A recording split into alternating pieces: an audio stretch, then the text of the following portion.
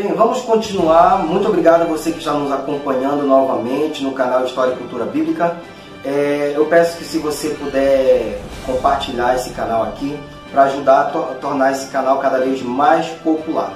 Tá bom? Então eu quero agradecer você que curte, você que compartilha, e eu espero que você continue conosco. Hoje nós vamos falar sobre coisas bem, vamos dizer assim, bem pesadas, vamos dizer dessa forma, porque nós vamos falar sobre pecados, coisas abomináveis a Deus, que foram justamente esses os motivos que fizeram com que Deus decidisse que os israelitas tomassem posse da região chamada como Canaã, mais precisamente a cidade de Jericó, quando Josué e aquela multidão conseguiram adentrar aquela cidade, a famosa cidade de Jericó, o episódio bíblico no livro de Josué, que conta que as muralhas foram abaixo quando o povo deu 7 voltas nessa cidade.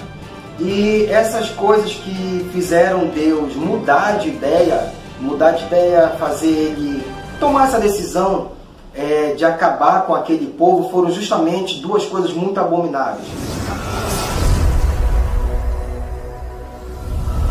A primeira delas foi a prostituição ritual. Isso mesmo, na região de Canaã, as pessoas tinham aquela ideia de que a mulher teria alguma relação simbólica com a terra.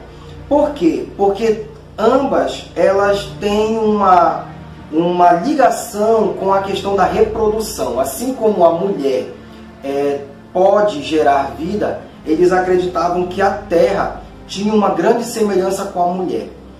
E as religiões daquela época, elas usavam esse arquétipo feminino, e a partir daí que surgiu o conceito do planeta ser chamado de Mãe Terra, justamente pela semelhança da mulher, que é mãe e tem a possibilidade de gerar vida. Então esse termo Mãe Terra foi ganhando força, e com o passar do tempo as pessoas foram se convencendo daquilo. E as pessoas começaram a criar os mitos e eles imaginavam a hierogamia entre Deus, Mãe e Mãe Terra. Então eles acreditavam que lá nos ares existia um Deus céu, e aqui embaixo a Terra, o planeta Terra, seria a Mãe Terra. Então eles começaram a associar algo como uma relação entre a divindade e a Terra.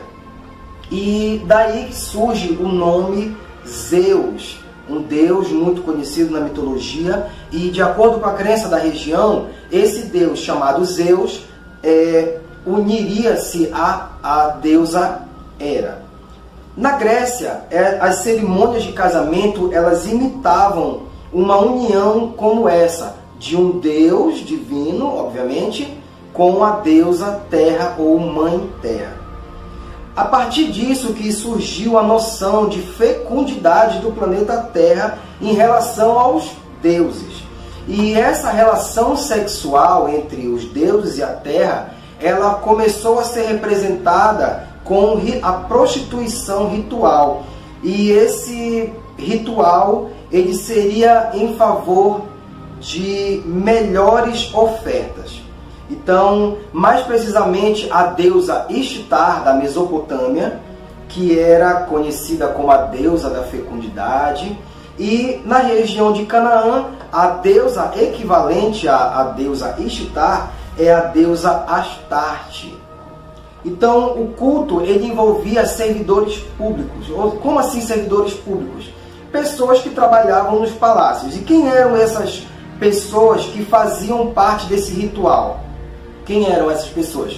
Eram as prostitutas e os prostitutos religiosos, ou seja, homens e mulheres faziam parte dos rituais de prostituição ritual, justamente para fazer essa ligação entre um Deus e o planeta Terra. Então eles faziam essa representação, esse ritual, para que isso fosse recebido pelos deuses, acreditando que dessa forma o planeta Terra estaria entrando em contato e ligação com as divindades.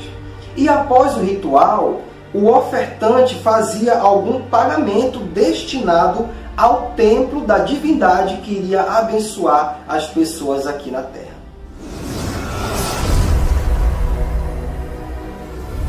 O segundo ritual que foi grandemente abominável para Deus é o ritual de sacrifício infantil. Isso mesmo.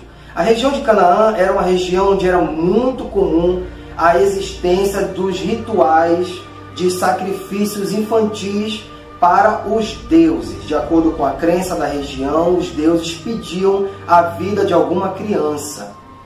Talvez, por causa dessa cultura, teria sido a explicação por que Abrão concordou em sacrificar o seu filho a Deus como uma prova da sua fidelidade a Ele, como prova de sua fé. Mas a Bíblia não fala isso, porém, o que nos leva a entender é que, como era uma cultura já da época, talvez isso tivesse contribuído para que Abrão concordasse em sacrificar o filho que ele tanto queria.